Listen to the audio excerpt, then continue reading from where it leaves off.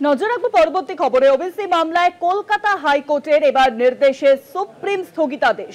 OBC মামলা কলকাতা হাইকোর্টে ফেরালো শীর্ষ আদালত। নতুন বেঞ্চ তৈরি করে শুনানির সুপারিশ সুপ্রিম কোর্টের তরফে। 6 থেকে 8 সপ্তাহের মধ্যে শুনানি শেষ করতে হবে হাইকোর্টকে। 6 থেকে 8 সপ্তাহের মধ্যে শুনানি শেষ করতে হবে হাইকোর্টকে স্পষ্টত জানিয়ে দেওয়া হয়েছে। ওবিসি মামলায় কলকাতা হাইকোর্টের নির্দেশে সুপ্রিম স্থগিতাদেশ। সুপ্রিম স্থগিতাদেশ এবার শীর্ষ আদালতের তরফে। কিন্তু পরবর্তী খবরে নজর রাখবো। কয়েকবার মুলতবির পর বেলা 2টোর সময় লোকসভায় শুরু হয় অপারেশন সিঁদুর নিয়ে বিশেষ অধিবেশন। শুরু হয় আলোচনা। প্রতিরক্ষা মন্ত্রী রাজনাথ সিং দীর্ঘ বক্তৃতায় অপারেশন সিঁদুরের সাফল্য দাবি করেন। তবে পেহেলগাম হত্যাকাণ্ড কিভাবে ঘটলো, এত বড় গোয়েন্দা ব্যর্থতা কেন হলো, এসব নিয়ে তেমন কিছুই বলেননি রাজনাথ সিং। প্রতিরক্ষা মন্ত্রীর ভাষণ শেষ হলে বিরোধী পক্ষের আলোচনা শুরু করেন কংগ্রেস। বিরোধী পক্ষের আলোচনা শুরু করে দেওয়া হয় কংগ্রেসের তরফে। মাত্র 22 মিনিটে জঙ্গিদের ঘরে ঢুকে মেরেছে রাজনাথ সিং। প্রতিরক্ষা মন্ত্রী রাজনাথ সিং তিনি কিন্তু এই মন্তব্য করেন আজকের এই অধিবেশনে।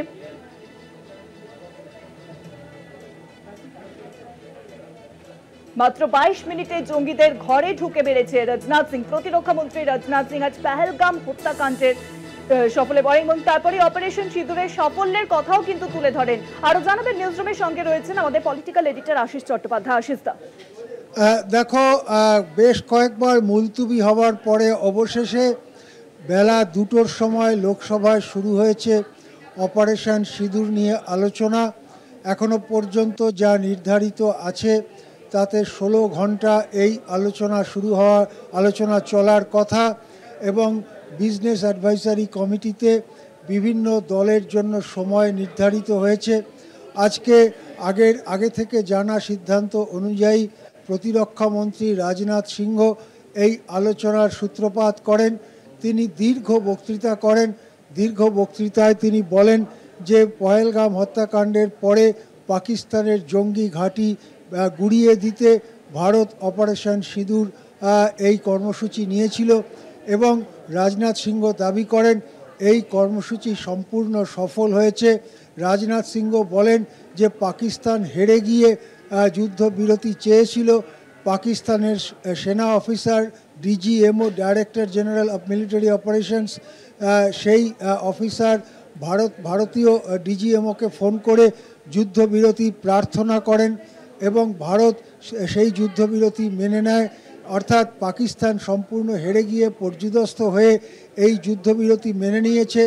এর মধ্যে দিয়ে রাজনাথ সিংহ পরোক্ষে একথা জানিয়ে দেন যে কারুর চাপে পড়ে এই যুদ্ধবিরতি করেনি ভারত এবং এই অপারেশন সিঁদুর যে শেষ হয়নি, প্রয়োজনে আবার অপারেশন সিঁদুর শুরু করা হবে, একথাও বলেন তিনি।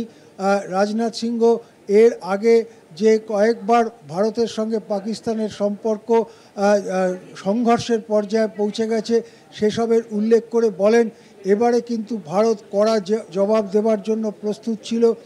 তবে রাজনাথ সিংহের বক্তৃতায় অনেক জিনিসের উত্তরই মেলেনি। যেমন ডোনাল্ড ট্রাম্প 26 বার বলেছেন যে বাণিজ্য বন্ধের ভয় দেখিয়ে ভারত পাকিস্তানকে যুদ্ধবিরতিতে রাজি করানো হয়েছে, এ ব্যাপারে মুখ খোলেননি রাজনাথ সিংহ।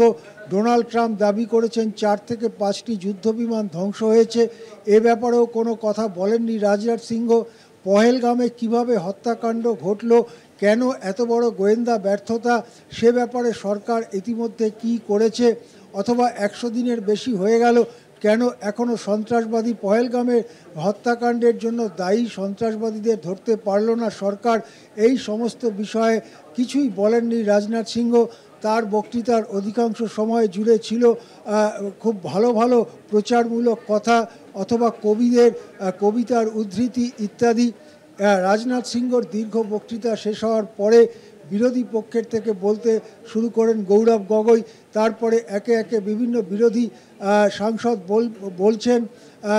গৌরব গগৈয়ের পরে তৃণমূলের সাংসদ কল্যাণ বন্দ্যোপাধ্যায় আলোচনায় অংশগ্রহণ করে পশ্চিমবঙ্গে বিরোধী দলনেতা তথা বিজেপি নেতা শুভেন্দু অধিকারীকে তীব্র আক্রমণ করে বলেছেন যে কেন শুভেন্দু অধিকারী কাশ্মীরে যেতে বারণ করছেন সাধারণ মানুষকে।